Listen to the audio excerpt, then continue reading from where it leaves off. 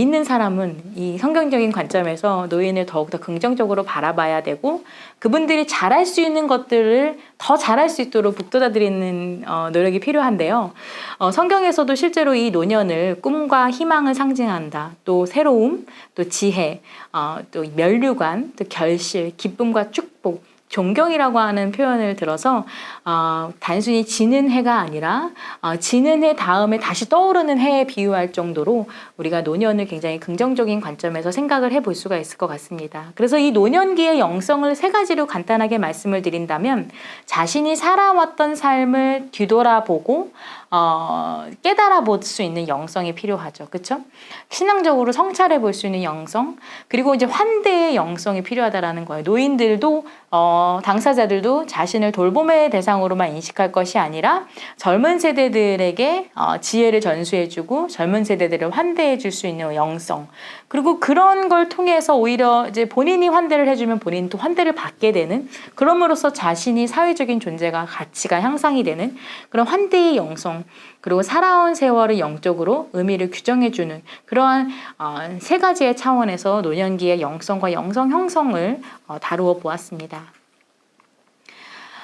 영성이라고 하는 부분은 사실은 측정 가능하지 못하다라고 이야기를 많이 하는데, 그렇기 때문에 우리가 어떻게 하면 영성을 측정 가능하도록 연구해야 할까라는 궁금증을 이제 고민해 보기 위해서 선행 연구를 고찰해 본 결과, 영성이라고 하는 것은 이제 다양한 용어로 또 측정 가능하게끔 연구가 되어 왔습니다. 그래서 크게는 이제 두 가지였는데, 하나는 영적인 안녕감, 우리가 이제 웰빙이라고 하는 게 안녕 상태잖아요. 근데 영적 안녕감, 그쵸? 이라고 해서 이 영적 안녕감을 이제 수직적 차원과 수평적인 차원에서 연구를 한 것이 있고요. 이제 영적 안녕감을 이제 조사한 결과, 이 영적 안녕감이 높을수록 오히려 노인분들이 죽음에 대한 불안감이 낮고, 또 자기 초월 의식이 굉장히 높고, 또 죽음의 고통과 불안을 줄이는데 영적 안녕감이 굉장히 유의미한 영향을 미친 것으로 조사가 되었고, 또 스피리추얼 니즈라고 해서 영적인 욕구 혹은 요구라고도 이야기를 하는데, 이러한 노인분들이 영적인 욕구가 이제 충족이 되면 영적인 안녕 상태로 변화시킬 수 있다라고 본 거예요. 그래서 이러한 노년기의 영적인 욕구의 항목 중에는 사랑과 유대감, 또 희망과 평화, 삶의 의미와 목적, 또 신과의 관계, 죽음의 수용 순으로 굉장히 점수가 높게 나타난 것을 알 수 있습니다. 또 영성은 회복 탄력성, 그리고 자아 통합감에도 유의미한 영향을 미쳤고, 또 영성이 높다라고 인식할수록 외로움을 좀 덜 느낀다던가 그런 부적인 상관관계가 나타난 것으로 선행 연구가 조사가 되었습니다. 마지막으로는 이제 영성적 노인복지 실천이라고 하는 개념과 현장에 대한 문헌 고찰을 하였습니다. 영성적 노인복지 실천이라고 하는 것이 이제 어떻게 보면은 좀 어려운 의미일 수도 있겠지만, 또 다른 한편에서 보면은 이제 우리가 노인 당사자들이 어떤 그들이 남은 삶을 의미 있게 통합하고 의미 있는 삶을 살아갈 수 있도록, 또 우리가 기독교적인 관점에서 봤을 때는 하나님의 형상대로 지음받은 모습을 살아갈 수 있도록 개입하는 어떤 사회복지 활동이다라고 볼 수가 있을 것 같습니다. 이거는 이제 일반 사회복지 현장에만 국한되는 것이 아니라 1차적인 주체인 바로 이 교회가 1차적인 현장이 될 수 있고, 또 거기에는 교회뿐만이 아니라 또 일반 기독교 노인복지 실천 현장이라든지 또 다양한 영성을 함양하기 위한 다양한 현장들이 영성적 노인복지 실천 현장이라고 이해를 할 수가 있을 것 같습니다. 두 번째 목적인 바로 제 연구의 사례 연구 파트로 좀 말씀을 좀 드리도록 하겠습니다. 저는 영성적 노인복지 실천, 이 사역을 주체적으로 수행하는 현장을 사례 연구를 하려다 보니까 우선적으로 이제 교회라고 하는 현장을 이제 도출을 하게 될 수밖에 없었습니다. 이제 교회는 사회봉사와 헌신, 또 섬김의 정신으로 사회복지를 수행하는 적절한 기관이자 주체라고 볼 수가 있겠죠. 그래서 교회가 이런 영성적 노인복지 사역을 얼마나 이제 의미 있게 잘 시작하고 감내하고 있는지, 그리고 앞으로 이 초고령화 시대를 대비해서 우리가 어떻게 이제 교회뿐만이 아니라 이런 기독교 현장에서 또 이런 기독교 학교가 어떻게 이러한 노인복지 실천을 해 나가야 할지라는 질문을 가졌을 때 사례 연구를 이제 수행을 하게 되었는데, 이제 제가 사례 연구를 할 수 있었던 자료 수집의 자료들은 바로 한국의 기독교 윤리실천운동 사회복지위원회에서 발간한 지역사회와 함께하는 교회상 자료를 수집할 수 있었습니다. 이 사업은 2003년부터 2019년까지 약 한 16년에 걸쳐서 이 지역사회를 섬기는 교회를 이제 1년에 한 번씩 이제 선정을 해서 수상을 하는 자료인데요.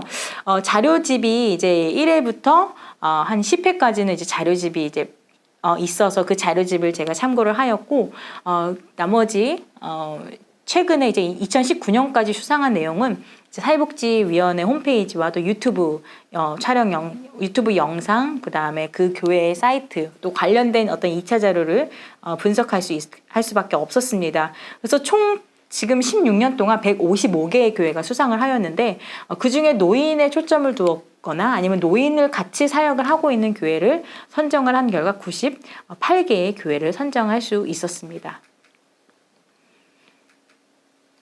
네, 그래서 연구의 분석들과 연구의 엄격성은 이렇게 보시는 바와 같습니다.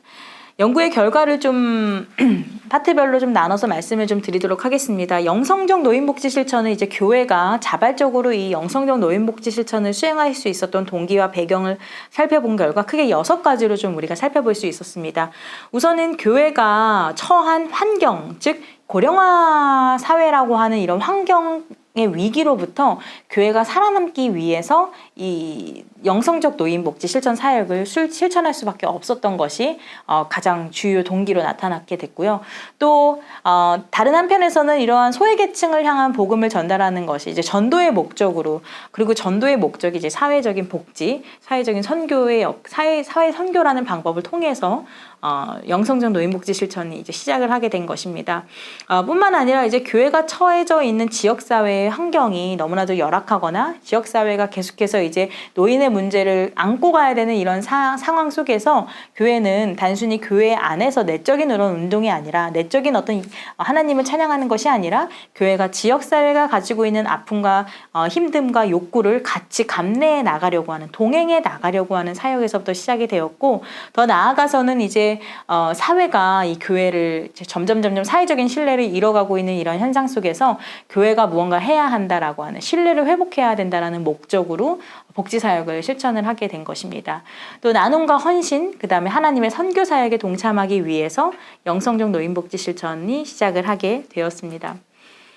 영성적 노인복지 실천 사역을 하는 데 있어서의 나타난 주요 목적은 크게 3가지로 도출이 되었습니다. 첫 번째로는 바로 이 하나님께 본래 지음받은 그런 본래의 모습으로 회복시켜주는 것. 그러니까 노인분들이 하나님이 창조하신 그런 본래 하나님의 형상대로 회복시켜주는 것이 바로 이 교회의 노인복지 실천의 목적이다라고 보았고요. 두 번째로는 노인 그 자체만으로도 굉장히 인격적이고 존엄한 존재인데, 이러한 분들이 존엄성을 회복시켜주고 또 그 지역사회 안에서 주체적인 존재로서 살아갈 수 있도록 돕는 것.